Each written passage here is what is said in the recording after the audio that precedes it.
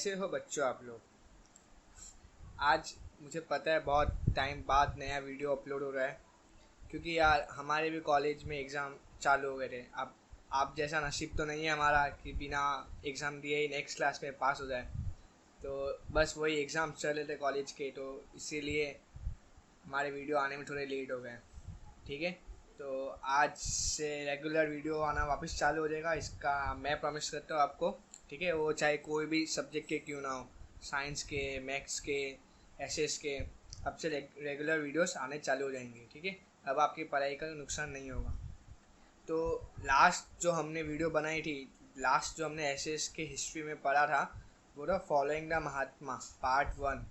ठीक है, आज हम उसी का सेकेंड पार्ट, जो चैप्टर नंबर 10 है आपके बुक में, ठीक है, आज हम वो पढ़ने वाले हैं, फॉलोइंग द महात्मा पार्ट 2। तो फॉलोइंग द महात्मा पार्ट 1 में हमने क्या क्या पढ़ा था वो आपको मुझे कमेंट्स में लिख के बताना है, खाली टॉपिक की नहीं, ताकि आपको मुझे पता चले कि आपको कुछ याद भी है कि नहीं। ठीक है, और अगर नहीं याद है तो एक बार वापस दायित्व के ग्रुप में जाके, जो यूट्यूब ग्रुप है, चैनल है, वहाँ पे जाके एक बार उस वीडियो को देख लो, तो आपको समझ में आ जाएगा। क्योंकि लिंक्ड है सारे पार्ट, क्योंकि फॉलोइंग द महात्मा पार्ट 1 में हमने आधी चीज़ पढ़ी, और फॉलोइंग द महात्मा पार्ट 2 में हम उसका सेकेंड पार्ट पढ़ने वाले, उसके आगे की चीज़ें पढ़ने वाले। ठीक है, जैसे मूवी में होता है ना, फर्स्ट पार्ट उसमें आधी कहानी रहती है और सेकेंड पार्ट में आधी कहानी रहती है, कुछ इसी प्रकार ये चैप्टर भी है। ठीक है, तो आज हम नया चैप्टर स्टार्ट करते हैं।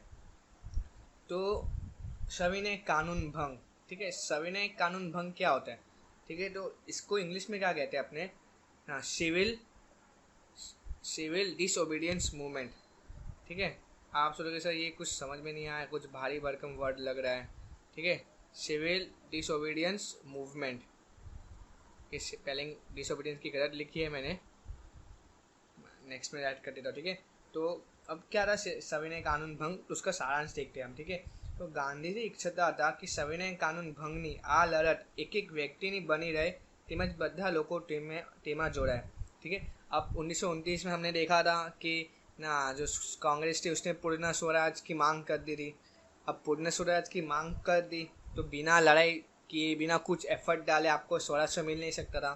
ठीक है, तो ये सविनय कानून भंग, सिविल डिसओबीडियंस मूवमेंट की स्टार्ट हुई थी। ठीक है, इसमें क्या था कि ना जो अलग अलग चीज़ वस्तु थे, ठीक है, जिनके ऊपर सरकार ने, अंग्रेजी सरकार ने बिना फालतू का ही खर्च ना टैक्स लगा रखा था, जैसे कि अपने नमक हो गया। ठीक है, तो अब हम उसी के बारे में आगे थोड़ा पढ़ने वाले हैं। ठीक है, तो स्टार्ट करते हैं अपने सिविल डिसोबीडियंस मूवमेंट। ठीक है, तो सविनय कानून भंग, सविनय कानून भंग चळवळ। ठीक है, तो कांग्रेस ने जो लाहौर का अधिवेशन में पूर्ण स्वतंत्रता की मांग की थी, ठीक है, लेकिन अंग्रेज सरकार ने इस पर बिल्कुल ध्यान दिया नहीं।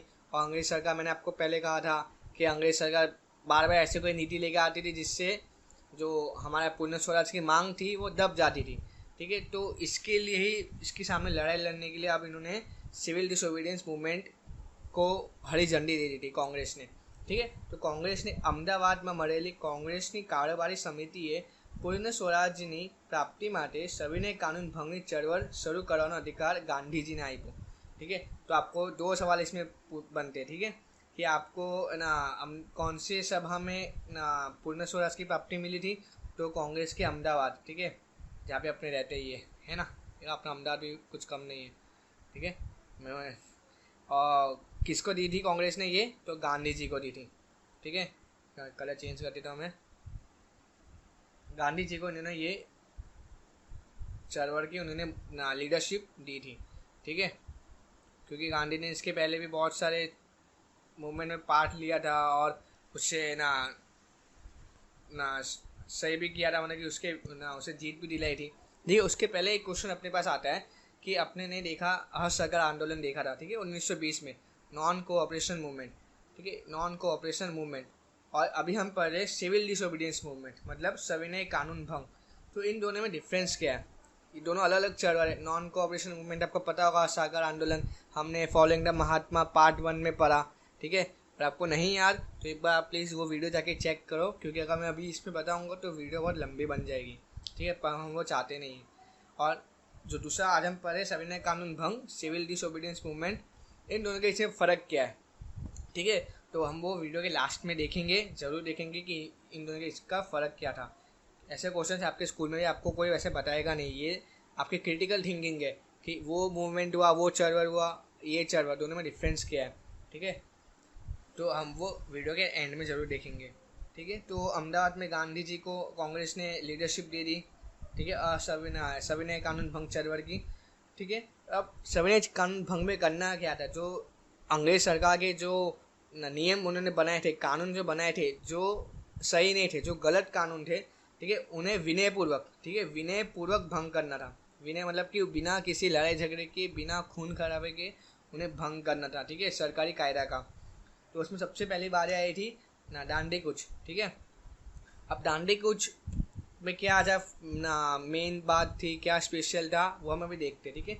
तो सबसे पहले ना जो कायदा तोड़ने की बात हुई वो सबसे पहले मीठा के ऊपर, मीठा मतलब अपना नमक, ठीक है। उस टाइम पे नमक पे सरकार ने बिना फालतू का कर लगा दिया था, ठीक है। और आप मुझे बताओ कि बिना नमक की कोई सब्ज़ी बन सकती है क्या?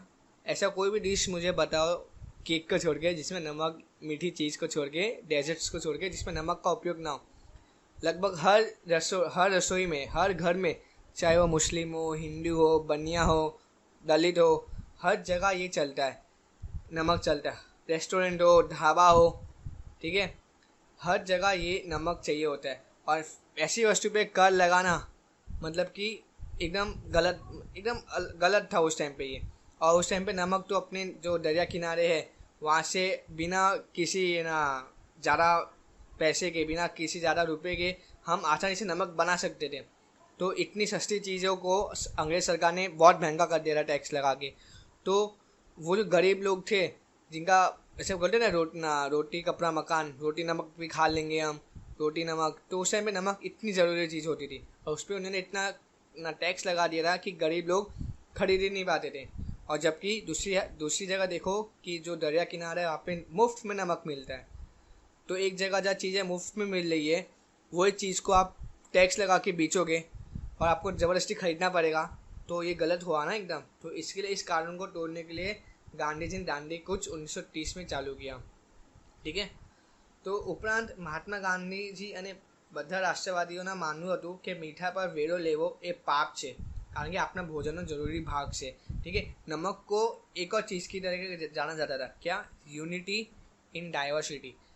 डाइवर्सिटी मतलब कि ना जो एकता, अपना यूनिटी मतलब एकता होता है, ठीक है। और डाइवर्सिटी मतलब कि अलग अलग, ये अलग अलग चीज़ में भी जो अलग अलग प्रांत है, डाइवर्सिटी मतलब कि हिंदू हो गए, मुस्लिम हो गए, सिख हो गए, कोई भी कास्ट ले लो ना, बनिया, दलित, ब्राह्मण या कोई भी ना रिलीजन ले लो, कोई भी गरीब ले लो, अमीर ले लो, सबके घर में नमक तो होता ही था। ऐसा नहीं कि जो अमीर है उसके यहाँ पे नमक ना सोने का होगा और जो गरीब है उसके यहाँ पे ना नमक ना स्टील का होगा, ऐसा नहीं होता था। नमक हर जगह सेम ही होता था। तो यूनिटी इन डाइवर्सिटी का वो बहुत बड़ा एग्जाम्पल था, ठीक है। तो इसके लिए भी नमक को चूज़ किया था, ठीक है। तो ये बात भी आप थोड़ा ध्यान रखना, ठीक है। ये बुक्स में लिखी नहीं है पर उसका पीछे का मेन कारण ये भी था एक, ठीक है। तो આમ મીઠાનો અન્યાયી કાયદો તોડવા ગાંધીજી અમદાવાદના સાબરમતી આશ્રમથી પોતાના 78 સાથીઓને, ठीक है, 78 उनके 7 मेंबर्स थे जो साबरमती आश्रम अहमदाबाद से 12 मार्च 1930, ठीक है, 12 मार्च 1930, ये डेट आपको याद रखना है, ठीक है, बहुत इंपॉर्टेंट डेट है ये। 12 मार्च 1930 को उन्होंने दांडी यात्रा की स्टार्ट किया, दांडी यात्रा, ठीक है। फिर આમ મીઠાનો અન્યાયી કાયદો તોડવા ગાંધીજીએ અમદાવાદનો સાબરમતી આશ્રમ, ठीक है, वही भी है, उन्होंने दांडी मार्च 12 मार्च को स्टार्ट किया, ठीक है। કૂચના માર્ગ પર ગામોમાં સભાઓ યોજી તેઓ લોકોના મીઠાના કાયદાનો સવિનય ભંગ સમજાવતા અને સ્વરાજ લડત અને સત્યાગ્રહનું મહત્વ સમજાવતા, ठीक है। अब पैदल यात्रा थी, ठीक है, तो रात में वो हर एक एक गांव में रुकते थे, ठीक है। जो भी गांव उनके यात्रा में बढ़ते थे वहाँ पे लोगों को समझाया जाता था कि ना सविनय कानून भंग क्या है, ठीक है, और है ना आप लोगों को सत्याग्रह का क्या महत्व है, हमें बिना लड़ाई झगड़ा किए हम सत्याग्रह कर सकते हैं और इन अंग्रेज़ों को यहाँ से निकाल सकते हैं अपने देश से, ठीक है। उस टाइम पे जागरूकता फैलानी बहुत ज़रूरी थी, ठीक है, हम इंडियंस के अंदर, ठीक है। और जो गांव के लोग थे वो तो इतना आपसी दुनिया से कनेक्टेड नहीं होते थे, ठीक है। तो वो जागरूक नहीं हो पाते थे। शहर की बात चलो ठीक है, न्यूज़पेपर्स होते थे, शहरी लोग थोड़े एजुकेटेड होते थे, उन्हें पता चल जाता था कि क्या हो रहा है। पर गांव के लोग ये सब से उस टाइम पे, इंडिया के उस 1930 के टाइम पे थोड़े पिछड़े हुए थे, ठीक है। तो उनको हर एक गांव में जाके, जितने भी गांव आए थे वहाँ पे हर गांव में जाके उन्होंने है ना एक एक ना बातें बताई उनको, और फिर बताया कि सविनय कानून भंग क्या है और है ना महत्व क्या है सत्याग्रह का, ठीक है। फिर 5 अप्रैल 1930 को वो दांडी पहुंचे, ठीक है। ये डेट भी आपको याद रखना, ठीक है। पूरा 390 किलोमीटर का सफर था, ठीक है। 390 किलोमीटर वो चल के उन्होंने ना पूरा किया था, और 24 दिन लगे थे, ठीक है। 24 दिन उन्होंने ना रोज 24 दिन तक वो चले थे 390 किलोमीटर, जो अहमदाबाद से दांडी की डिस्टेंस है। और तब जाके 5 अप्रैल को वो दांडी पहुँचे, ठीक है।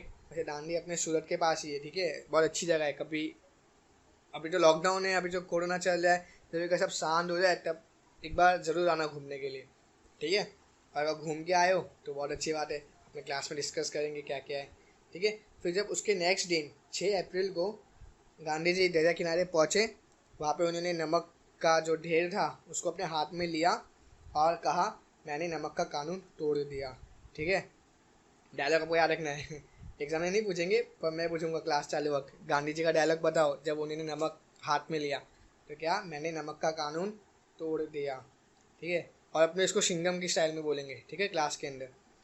तो मैंने नमक का कानून तोड़ दिया। अब उन्होंने एक और चीज़ कहा कि हूँ ब्रिटिश साम्राज्य रूपी इमारतना पायाમાં लूणो लगा रहा हूँ, मतलब कि ये काम करके, ये चीज़ें करके मैं, मतलब कि ये नमक का कानून तोड़ के मैं जो ब्रिटिश एम्पायर है उनका जो फाउंडेशन है उसे वीक कर रहा हूँ।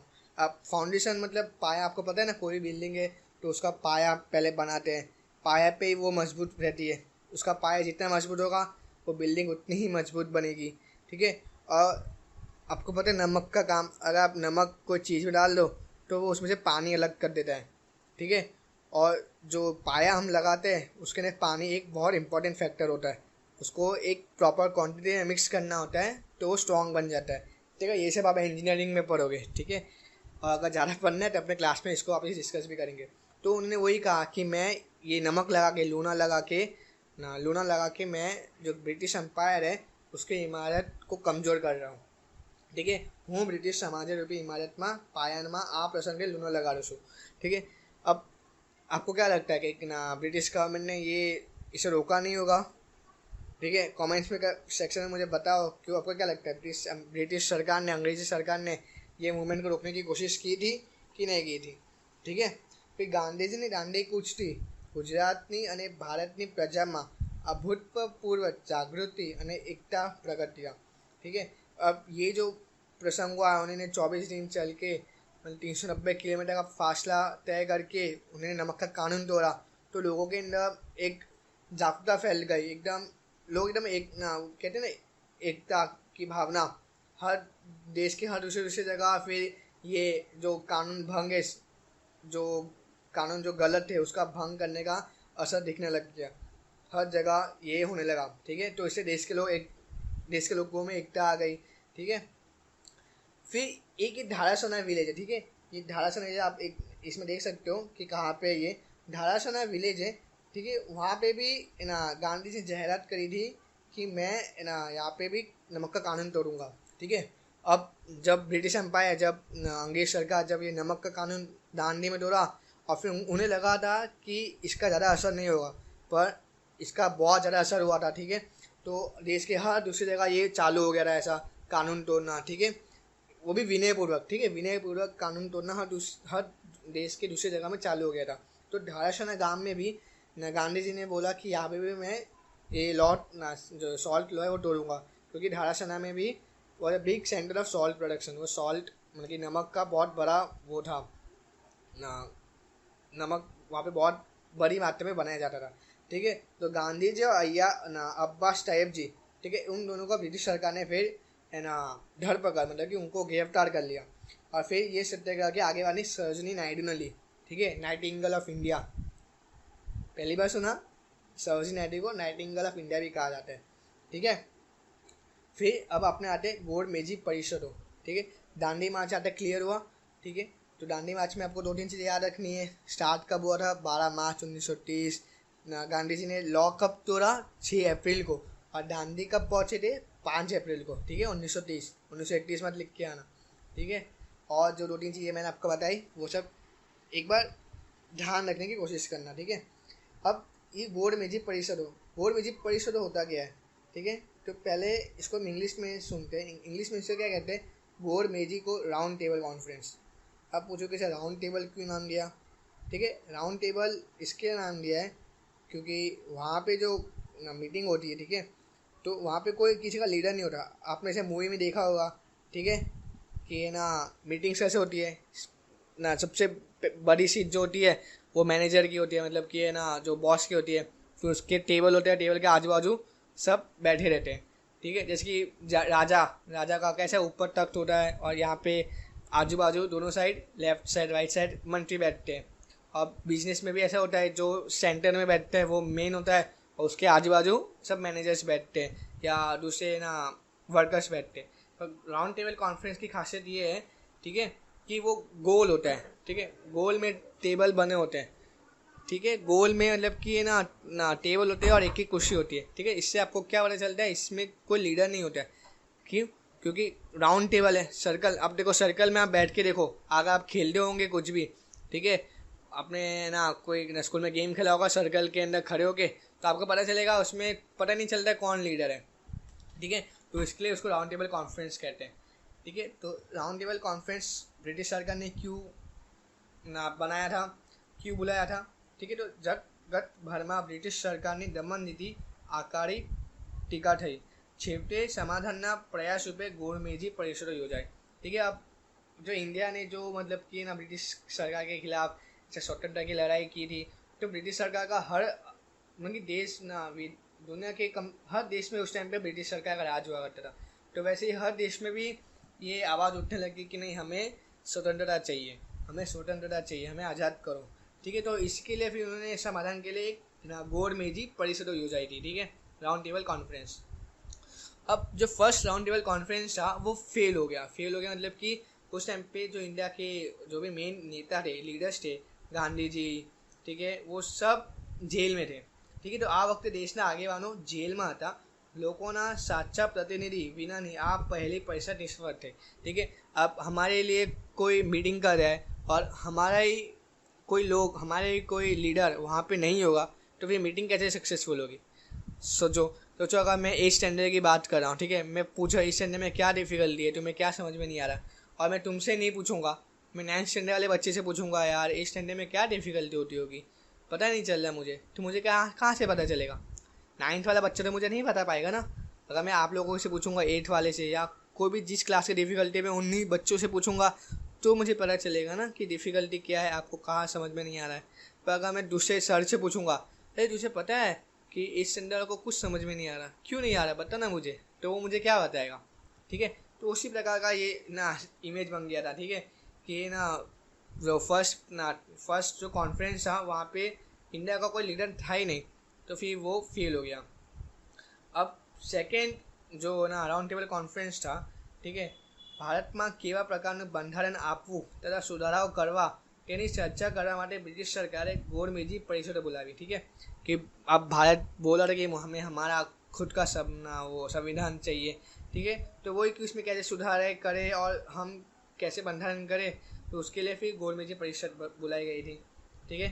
જેમાં પહેલી પરિષદ લંડનમાં મળી, ठीक है ना। જ્યારે 1931 લંડનમાં બીજી ગોળમેજી પરિષદમાં ગાંધીજીએ હાજરી આપી, ठीक है। तो फर्स्ट आपने देखा पहली परिषद कहाँ हुई थी? लंदन में, और जहाँ पे कांग्रेस के ना गैर हाजिर, कि कांग्रेस का कोई भी बड़ा लीडर था नहीं, सब जेल में बंद थे, तो वो फेल हुई।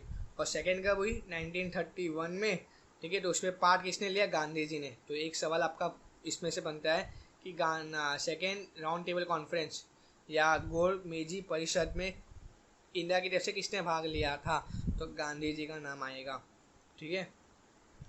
अब उस परिषद में क्या हुआ था, ठीक है, तो જુદી જુદી કોમના પ્રતિનિધિઓએ બંધારણમાં ઘડતરની ચર્ચા વખતે પોતાની કોમ માટે અલગ મતદાન મંડળીની માંગણી કરી, ठीक है। अभी अपने कैसे है ना, अपने अपने अपने वोट करने जाते हैं, आपने देखा होगा कि सब लोग एक ही जैसा वोट करते हैं, ठीक है। पर उस टाइम पे जो अलग अलग कौम थे, ठीक है, जो अलग अलग ना, जो दलित हो गया या तो फिर मुस्लिम हो गए, सिख हो गए, जैन हो गए, पारसी हो गए, वो सब कहने लगे कि हमें अलग अलग मतदान मंडली चाहिए, ठीक है। हम मतलब कि जैसे कि हिंदू है तो हिंदू के लिए कोई अलग ही नेता होगा, तो सारे हिंदू उसके लिए वोट करेंगे। मतलब कि हिंदू में अलग वोटिंग होगा, मुस्लिम में अलग वोटिंग होगा, जैन में अलग वोटिंग होगा, पारसी में, मतलब कि जितने कौम उतने अलग अलग वोटिंग होंगे, ठीक है। तो ये तो पॉसिबल नहीं है। आज अपने ऐसा होता है कि मुस्लिम्स के लिए अलग ना वोटिंग करने की जगह होती है, हिंदू के लिए अलग होती है, ऐसा नहीं होता ना, सब एक ही साथ वोटिंग करते हैं। पर उस टाइम पे जो अलग अलग कौम थी उन्होंने ये कहा कि हमें अलग अलग मतदान मंडली चाहिए। पर गांधी जी से काफ़ी नाखुश हुए और उन्होंने कहा कि इससे तो भारत देश टुकड़े में बच जाएगा, ठीक है ना। जहाँ पे मुस्लिम लोग ज़्यादा है समझो, तो वहाँ पे ना, जैसे कि देखो साउथ इंडियन लोग है तो साउथ इंडियन कहेंगे कि नहीं, हमें अपनी अलग मतदान मंडली चाहिए, ठीक है। तो साउथ इंडियन में अलग वोटिंग हो रहा है, नॉर्थ इंडियन में अलग वोटिंग हो रहा है, कश्मीर में अलग हो रहा है, गुजरात में अलग हो रहा है, तो इसमें देश बढ़ गया ना इसमें, ठीक है। तो सेकेंड गोड़ मेजी परिषद भी फेल हो गई, ठीक है। तो अभी हमने गोड़ मेजी परिषद पढ़ा। और 1935 में हिंद सरकारना कायदा द्वारा हिंदમાં બંધારણીય સુધારાઓનો બીજો તબક્કો शुरू થયો, ठीक है। दूसरा दौर, ठीक है, सेकेंड फेज, ठीक है, सेकेंड फेज। फर्स्ट फेज में क्या था, जब पुणे स्वराज की मांग की थी 1929 में, वो फर्स्ट, वहाँ तक उसको फर्स्ट फेज कहा जाता है कि फर्स्ट फेज था, वो पहला दौर था जब कांग्रेस ने उसकी मांग की ना स्वराज की। अब दूसरे फेज में, ठीक है, द्वारा हिंदમાં બંધારણીય સુધારાઓનો બીજો તબક્કો शुरू થયો, वो 1935 से चालू हुआ, જે અપેક્ષાઓ કરતાં ઘણો જ ઓછો હતો, ठीक है। पर जो अंग्रेजी सरकार ने जो नियम में बदलाव किए, तो जो कांग्रेस को अपेक्षा थी, जो उन्हें चाहिए था, उनसे बहुत कम उन्हें मिला। मतलब कि ब्रिटिश सरकार ने बहुत कम उन्हें फैसिलिटीज़ दी थी, ठीक है। तो क्या था ये 1935 का हिंद सरकार कायदो, ठीक है। तो इसको अपने अभी पढ़ते हैं अच्छी तरह, ठीक है। तो हिंद सरकार कायदो, उसको अपने इंग्लिश में क्या कहते हैं, the government of India act, ठीक है। Government, GOV, government of India act, ठीक है। जो इंग्लिश में अगर जिनको बच्चों को जानना है तो उसको गवर्नमेंट ऑफ इंडिया एक्ट 1935 भी कहा है, कहते हैं, ठीक है, 1935, ठीक है। तो इसमें जो ना अंग्रेज सरकार थी, ठीक है, उन्होंने फिर ना कुछ रूल में चेंजेस लाए, ठीक है। पर जो अपने डॉक्टर राजेंद्र प्रसाद थे, ठीक है, उन्होंने कहा कि ना ये जो चेंजेस आप लाए हो, इससे जो जो कांग्रेस है या जो भी है ना, जिसकी भी सरकार होगी, उन्हें बहुत कम पावर मिलती है, ठीक है।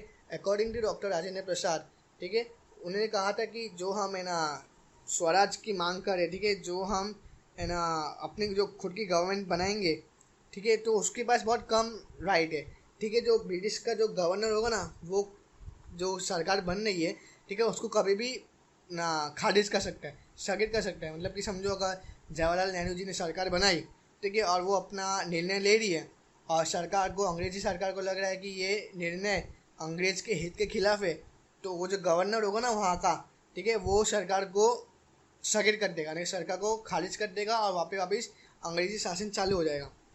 तो ऐसे ऐसे रूल थे, ठीक है। तो 1935 में हिंद सरकारना कायदा द्वारा हिंदમાં બંધારણીય સુધારાઓનો બીજો તબક્કો શરૂ થયો, જે અપેક્ષાઓ કરતાં ઘણો જ ઓછો હતો, ठीक है। आई होप तुम्हें सब समझ में आ रहा है आप सबको, ठीक है। फिर ગાંધીજીએ સૂચવ્યું કે 1935ના બંધારણ પ્રમાણે આપેલી ખાસ સત્તાઓ અને હક ગવર્નર વાપરે નહીં, ठीक है। जो गवर्नर को जो पावर्स दिए थे एक्स्ट्रा, वो गवर्नर यूज़ नहीं करेंगे, तो અને પ્રધાનમંત્રીની સલાહ મુજબ વર્તવાની તેઓ બાહેંધરી આપે, ठीक है। तो प्रधानमंत्री, ठीक है, जो भी सरकार उस टाइम पे होगी, अगर वो उनकी सलाह के साथ काम करना का हमें वायदा करेंगे, हमें प्रस्ताव करेंगे, तो ही हम कांग्रेस प्रधानमंत्री की रचना कर सकते, तो ही हम जो कांग्रेस की सरकार है, ठीक है, काम चलाऊ सरकार उस टाइम पे हम वो बनाएंगे, ठीक है। तो गांधी जी ने ये शर्त रखी कि जो गवर्नर्स के पास जो एक्स्ट्रा पावर है, ठीक है, वो अगर वो यूज़ नहीं करेंगे और वो कोई भी सलाह जो ना प्रधानमंत्री है, ठीक है, मंत्री नहीं है, प्रधानमंत्री, ठीक है, वो ग्रुप ऑफ पीपल, ठीक है, वहाँ उनकी सलाह के मुझे भी इच्छेंगे, बतवेंगे, ठीक है ना, रूल्स बनाएंगे, तो ही हम कांग्रेस के प्रधानमंत्री की रचना करेंगे। ठीक है, तो आ अंगे वाइसरॉय અને હિન્દ વજીરે સ્પષ્ટતા કરી તેથી कांग्रेस ने मुस्लिम लीग प्रधानमंत्री ने रचना करी। ठीक है, तो कांग्रेस और मुस्लिम लीग उन दोनों ने प्रधानमंत्री की रचना की।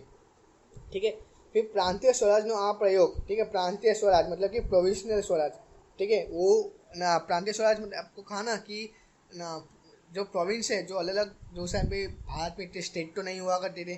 ठीक है, जो प्रोविंस है जैसे कि बंगाल प्रोविंस हो गया, ठीक है ना, गुजरात महाराष्ट्र का एक प्रोविंस था, साउथ इंडियन प्रोविंस था। ठीक है, तो वहाँ पे लगभग है ना 2.25 साल तक यही ना जो प्रांतीय स्वराज का प्रयोग था वो चला। मतलब कि वहाँ पे अलग अलग सरकार थी। ठीक है, और ना गवर्नर जनरल ब्रिटिश के थे और सरकार कांग्रेस या मुस्लिम लीग में से किसी एक की थी। ठीक है, फिर 1929 में सेकेंड विश्व युद्ध चालू हो गया। ठीक है, तो हम नेक्स्ट पढ़ने वाले इस विश्व युद्ध अच्छी तरह। ठीक है, तो अभी मैं डिटेल्स में नहीं जाऊँगा।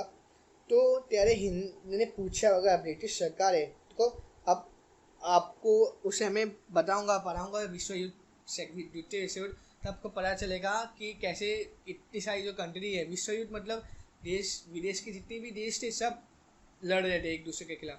पर सोचो ना, अगर कोई दो देश लड़ रहा है तो तीसरा देश अंदर क्यों जाएगा लड़ने के लिए? वो अपने अपने आपको नुकसान क्यों पहुंचाएगा? ठीक है, तो वो हम नेक्स्ट ईयर पढ़ेंगे। ठीक है, तो वही था कि जो इंडिया था, इंडिया को भी बिना पूछे ना जो अंग्रेजी सरकार थी उसने ना द्वितीय विश्व युद्ध में इंडिया का नाम लिखा दिया, मतलब कि इंडिया को उसने उसको ज्वाइन कर दिया। अब उस टाइम पे क्या जहाँ जिन भी देशों में अंग्रेजी सरकार थी, ठीक है, अंग्रेज का शासन था, उसने उन देशों को बिना पूछे ही वहाँ के सैनिक को ले जाके द्वितीय विश्व युद्ध में भेज दिया था। ठीक है, तो बहुत सारी कंट्री के सैनिक तो ऐसे जुड़ गए थे क्योंकि वहाँ पे अंग्रेजी शासन होता था। ठीक है, तो उसके बाद जब इंडिया को उन्होंने बिना पूछे द्वितीय विश्व युद्ध में नाम घसीट दिया। ठीक है, तो जो प्रधानमंत्री जो बनाई थी कांग्रेस और मुस्लिम ने वो स्थगित कर दिया, क्योंकि उन्होंने कहा था गांधी जी ने कि आप हमसे सलाह लेके ही करोगे, और उन्होंने इस बार ऐसा नहीं किया तो उन्होंने इसे राजीनामा मतलब इस्तीफा दे दिया। फिर બીજા વિશ્વ યુદ્ધ દરમિયાન ભારત સામે એક મોટો પ્રશ્ન આવ્યો અને એ હતો ભારતમાંથી પાકિસ્તાનનું વિભાજન, ઉપરાંત વ્યક્તિગત સત્યાગ્રહ અને ક્રિપ્સ મિશનની દરખાસ્તો પણ આ સમયગાળામાં ભારત સમક્ષ આવી હતી। કે इस टाइम पे 1940 के वक्त पे इंडिया के पास 2-3 मेजर प्रॉब्लम थे। उसमें सबसे पहला क्रिप्स मिशन था, फिर व्यक्तिगत सत्याग्रह था, वो अभी हम आगे देखेंगे क्या होता है, और जो पाकिस्तान का विभाजन। तो मुस्लिम लीग थी वो अड़ गई थी कि जहाँ पे भी मुस्लिम्स ज़्यादा है हमें वो सब एरिया एक अलग देश के रूप में चाहिए। ठीक है, तो ये सब मुसीबतें थी। अब इसे मोहम्मद इकबाल और चौधरी रहमत अली, ठीक है, तो જેવા મુસ્લિમ નેતાઓ પ્રચાર કરતા હતા કે હિન્દુઓ અને મુસ્લિમો બે अलग પ્રકારની રાષ્ટ્રીયતા ધરાવે છે। ठीक है, दोनों अलग अलग देश होने चाहिए। मार्च 1940 में लाहौर में મળેલ मुस्लिम लीग, ठीक है, अधिवेशનમાં મુસ્લિમોની બહુમતી ધરાવતા પ્રદેશોના બનેલા સ્વતંત્ર રાષ્ટ્ર પાકિસ્તાનની માંગણીઓનો ઠરાવ પસાર કરવામાં આવ્યો। ठीक है, तो मुस्लिम लीग ने वो एक्ट पास कर दिया कि जहाँ पे मुस्लिम ज़्यादा है, ठीक है, मुस्लिम डोमिनेंट एरिया है, मुस्लिम जहाँ पे भी जाते हैं हम उससे अलग राष्ट्र पाकिस्तान बनाएंगे। ठीक है, सारे रीजन सारे एरिया को मिला के। त्यारबाद मुस्लिम लीग का जो मेन ध्येय था वो पाकिस्तान की रचना ही रह गया था। ठीक है, उनका एक ही मकसद था कि हमें अलग पाकिस्तान चाहिए।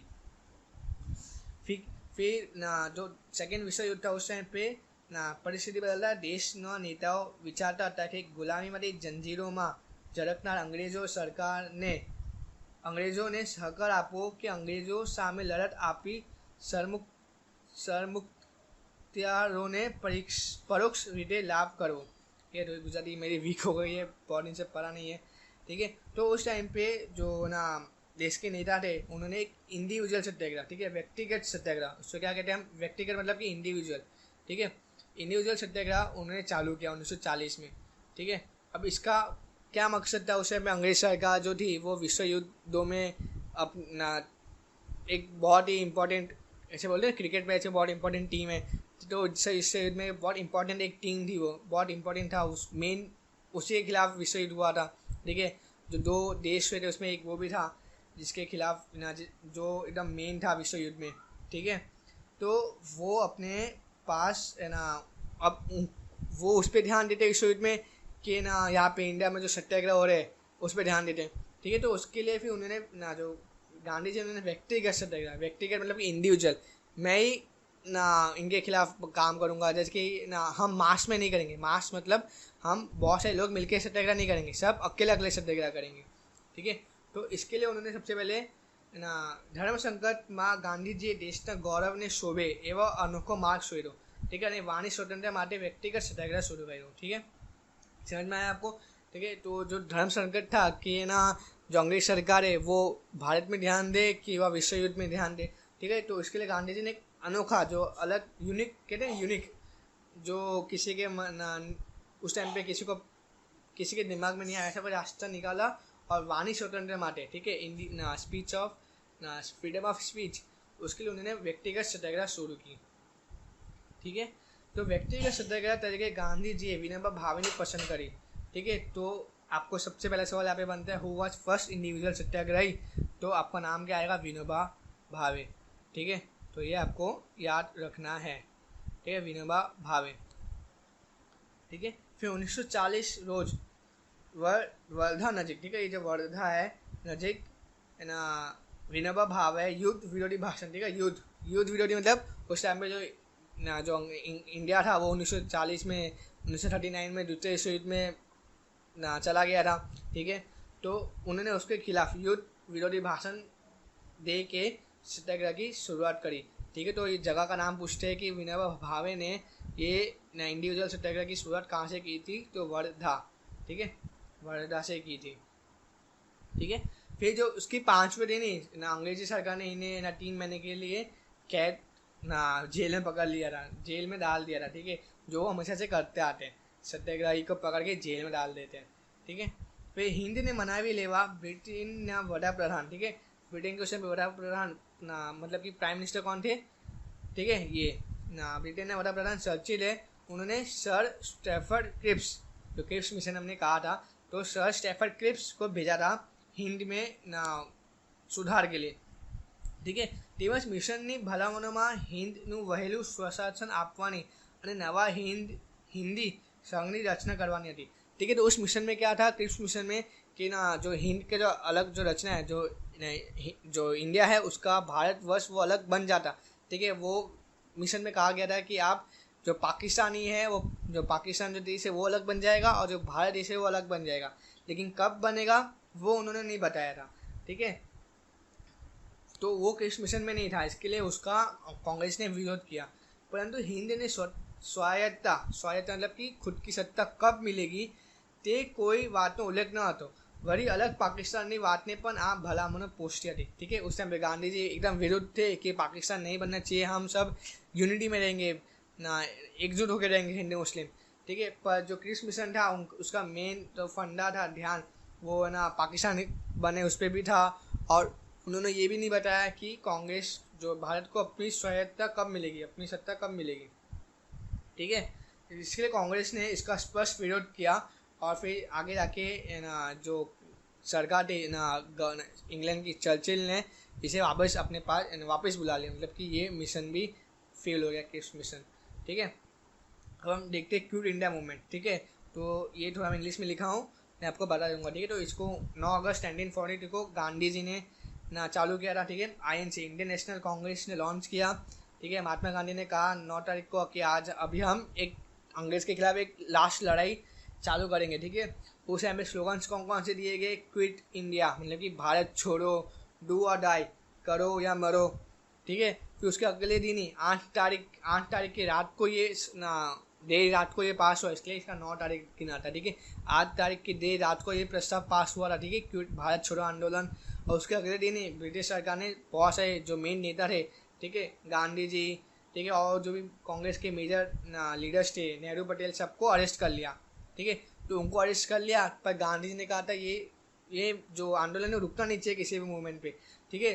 तो उस टाइम पे आपने देखा है क्रिकेट मैच में अगर कोई सीनियर टीम जो मेन टीम है वो रेस्ट कर रही होती है, तो जो दूसरे प्लेयर है यंग प्लेयर वो आके खेलते हैं, है ना।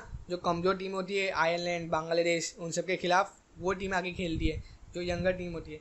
तो इसमें भी जो यंगर नेता थे, ठीक है, जयप्रकाश नारायण, राम मनोहर लोहिया, उन्होंने आगे जाके इसकी लीडरशिप ली और ये आंदोलन को रुकते नहीं दिया, ठीक है। ऐसे कहते हैं कुछ बहुत लाख के आसपास लोग गिरफ्तार किए गए, ठीक है, क्योंकि ये पूरे देश में चल गया, कुछ हज़ार लोग मारे भी गए, ठीक है। तो ये था अपना क्विट इंडिया मूवमेंट, ठीक है। तो द कैबिनेट मिशन, ठीक है, तो कैबिनेट मिशन का मेन फंक्शन क्या था, ठीक है, उसका मेन ऑब्जेक्टिव क्या था, मेन जो मिशन बनाई गई थी उसका काम क्या था कि to establish the self rule in the country, ठीक है। वो इस बात पर ध्यान देती थी कि कंट्री के अंदर सेल्फ रूल मतलब कि खुद का स्वराज होना चाहिए, to divide the whole country into total 3 provinces, ठीक है। उस समय पूरे कंट्री को, पूरे देश को 3 अलग अलग जो विभाग था, जो भाग होते प्रोविंस, उसमें बांटना था ताकि हम आसानी से सरकार बना पाए और ना उसे ना अच्छी तरह हम ना सरकार अच्छी तरह उस पर ना काम कर पाए लोगों के लिए। तीसरा, allow India to design its own constitution, ठीक है, जो इंडिया का अपना खुद का संविधान होना चाहिए, ठीक है। आज जो हम संविधान अपने ना पॉलिटिकल साइंस में पढ़ा होगा, ठीक है, तो इंडिया का खुद का संविधान होना चाहिए और इंडिया के पास ही दुनिया का सबसे बड़ा कॉन्स्टिट्यूशन है, ठीक है। तो सबसे बड़ा ऐसे सवाल आता है पॉलिटिकल साइंस में कि सबसे बड़ा संविधान कि कौन से देश के पास है, कौन से देश का है सबसे बड़ा संविधान, ठीक है, तो वो इंडिया ही है, ठीक है। क्योंकि इंडिया में इतने अलग अलग लोग हैं कि इतने अलग अलग डाइवर्सिटी है कि इतना लंबा संविधान बनाना पड़ा, ठीक है।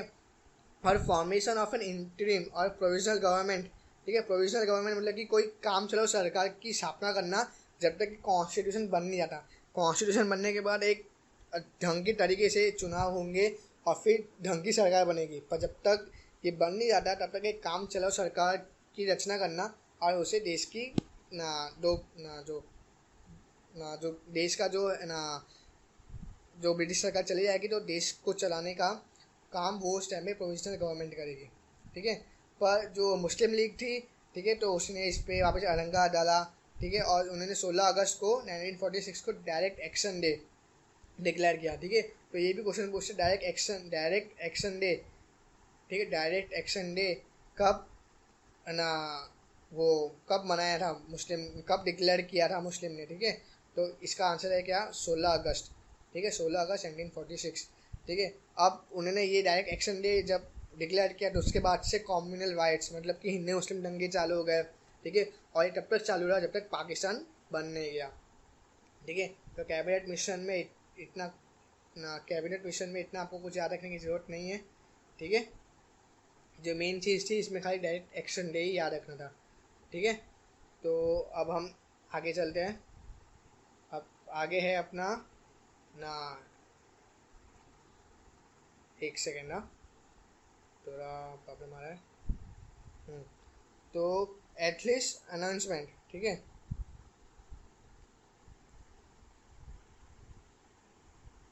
एक second, at least announcement on the of the independence India, ठीक है। जो एटली थी, ठीक है, एटली उस टाइम पे जो ब्रिटिश सरकार के जो प्रधानमंत्री थे, ठीक है, उन्होंने फरवरी 1947, ठीक है, 20 फरवरी 1947 को उन्होंने कहा कि हम ना ब्रिटिश पार्लियामेंट में ये पास कर दिया कि हम जून 1948 तक लेटेस्ट मतलब कि जून 1948 तक तो हम इंडिया को ना कंप्लीट पावर सौंप देंगे, ठीक है। तो उन्होंने पार्लियामेंट में वो पास कर दिया कि हम जो इंडिया है उसको आज़ाद कर देंगे ना जून 1948 के पहले पहले तक, ठीक है। तो ये था छोटा सा पॉइंट एटली की तरफ से, ठीक है, जो आपकी बुक में कवर है। अब मैंने आपको कहा था कि हम ना जो नॉन कोऑपरेशन मूवमेंट है और सिविल डिसोबीडियंस मूवमेंट उसके बीच का डिफरेंस भी देखेंगे, ठीक है। तो ये अपना नॉन कोऑपरेशन मूवमेंट NCM से लिखा है मैंने, ठीक है। तो सबसे पहला क्या है, it means to refuse to cooperate government, वो सरकार को कोऑपरेशन नहीं करती क्योंकि सरकार का साथ नहीं देती, सबसे पहला पॉइंट उसका ये था। फिर ये मूवमेंट को लॉन्च किया था किस लिए, तो यूनिफाई हिंदू मुस्लिम्स, जो एकता है जो इंडियंस के अंदर उसको एक करने के लिए भी ये मूवमेंट को लॉन्च किया गया था। फिर ये मूवमेंट लॉन्च कब हुआ था, 1921 में हुआ था, ठीक है। जो वुमेन थी उन्होंने इसके अंदर ज़्यादा पार्टिसिपेट नहीं किया था, डिडंट पार्टिसिपेटेड, ठीक है, उन्होंने इतना बढ़ चढ़ के हिस्सा नहीं लिया था। और the main cause for this movement include massacre Jallianwala Bagh, ठीक है, जो जलियांवाला बाग की जो ट्रेजेडी हुई थी उसके बाद ये सब बहुत मेन रीज़न था जिसकी वजह से ये NCM चालू हुआ था, ठीक है। NCM मतलब कि अपना नॉन कोऑपरेशन मूवमेंट, ठीक है। तो ये था अपना नॉन कोऑपरेशन मूवमेंट के पॉइंट्स, ठीक है। अब हम देखते हैं सिविल डिसोबीडियंस मूवमेंट, जो हमने देख तो लिया ही अब तक, एक बार वापस देखते हैं कि क्या था सिविल डिसोबीडियंस मूवमेंट में। ठीक है, तो ये सिविल डिसोबीडियंस मूवमेंट, ठीक है, तो इट मीन्स, इसका मतलब क्या है, to refuse to obey the laws. ठीक है, जो सरकार ने जो लॉ बनाया है उसको रिफ्यूज़ करना। ठीक है, जो सरकार ने जो गलत कायदे बनाए उसको रिफ्यूज़ करना। फिर the movement was launch in पुण्य स्वराज। ठीक है, 1929 में जो लाहौर में जवाहरलाल नेहरू ने, ठीक है, 31 दिसंबर को जो कहा था कि पूर्ण स्वराज की मांग कर दी थी। ठीक है, तो उसी के नेक्स्ट स्टेप में ये मूवमेंट लॉन्च हुआ था। ठीक है, उसी के आगे कि आप पूर्ण स्वराज की मांग नहीं तो कर दी, ठीक है, पर आपको कुछ करना पड़ेगा ना उसके लिए, तो इसीलिए ये मूवमेंट लॉन्च हुआ था, 1930 में हुआ था। और जो वुमेन है, सबसे बड़ी बात, जो औरत, जो महिला वर्ग था, उन्होंने बहुत बढ़ चढ़ के हिस्सा लिया था। ठीक है, तो वो भी उस टाइम पे जागरूक हो गए थे सत्याग्रह के बारे में, और उन्होंने बढ़ चढ़ के इसमें पार्टिसिपेट किया था। और the main cause for this movement includes the unjust law of British government. Unjust मतलब कि जो गलत तरीके से, गलत नीति से उन्होंने जो कायदे बनाए थे, जैसे कि नमक पे कानून लगाना, नमक पे टैक्स लगाना, उन सब, और जो फेलियर ऑफ साइमन कमीशन। ठीक है, जो हमें साइमन कमीशन में पढ़ा, साइमन गो बैक के नारे लगे थे, तो उन सब के वजह से ये अपना जो सिविल डिसोबीडियंस मूवमेंट है वो हुआ था। ठीक है, तो यहाँ तक आई होप आप सबको समझ में आया। ठीक है, और अगर कोई भी डाउट हो तो आप कमेंट्स में प्लीज़ लिखना, ताकि हमें पता चले कि आपको कहाँ पे दिक्कत आ रही है। ठीक है, और एक छोटी सी बात और, कि इस वीडियो को आप जितने शेयर कर सको, जितने लोगों को पहुंचा सको, जितने स्टूडेंट्स को पहुंचा सको, उतना ज़रूर करना। क्योंकि अभी स्कूल्स कब चालू होंगे हमें पता नहीं। ठीक है, तो कुछ पहले से पढ़ के रखेंगे तो आपका टाइम पास भी हो जाएगा, आपको अच्छी चीज़ें, नॉलेज भी मिलेगी। और दूसरी एक बात, ठीक है, जैसे आप क्लास में हमेशा कहते हो ना मुझे कि सर आज समझ में आया, सर आज समझ में नहीं आया, तो आप मुझे यहाँ पे यूट्यूब पे कैसे कह सकोगे कि सर समझ में आया, तो उसके लिए एक लाइक बटन है, तो आप लाइक दबा दोगे ना, तो मुझे पता चल जाएगा कि आपको समझ में आया, आपको सही लगा। और अगर नहीं समझ में आया तो आप डिसलाइक बटन दबा दो, तो उससे मुझे पता चल जाएगा कि भाई हाँ, इतने बच्चों को समझ में नहीं आया, तो अगली बार मैं थोड़ा और मेहनत करूँगा, क्योंकि मैं भी तो स्टूडेंट ही हूँ। ठीक है, तो अगली बार से हम कुछ और ज़्यादा मेहनत करेंगे ताकि आपको समझ में आए। ठीक है, तो आज हम ये चैप्टर यहाँ पे ख़त्म करते हैं, और नेक्स्ट वीडियो में हम नेक्स्ट चैप्टर लेके ना चालू करेंगे। ठीक है, और फिर अपना 8th स्टैंडर्ड का हिस्ट्री फिर हम कंप्लीट कर देंगे। ठीक है, सबसे पहले। ठीक है, तब तक के लिए अपना ख्याल रखना, और घर से निकलो तो सेफ्टी मेजर के साथ निकलना। ठीक है, चलो बाय।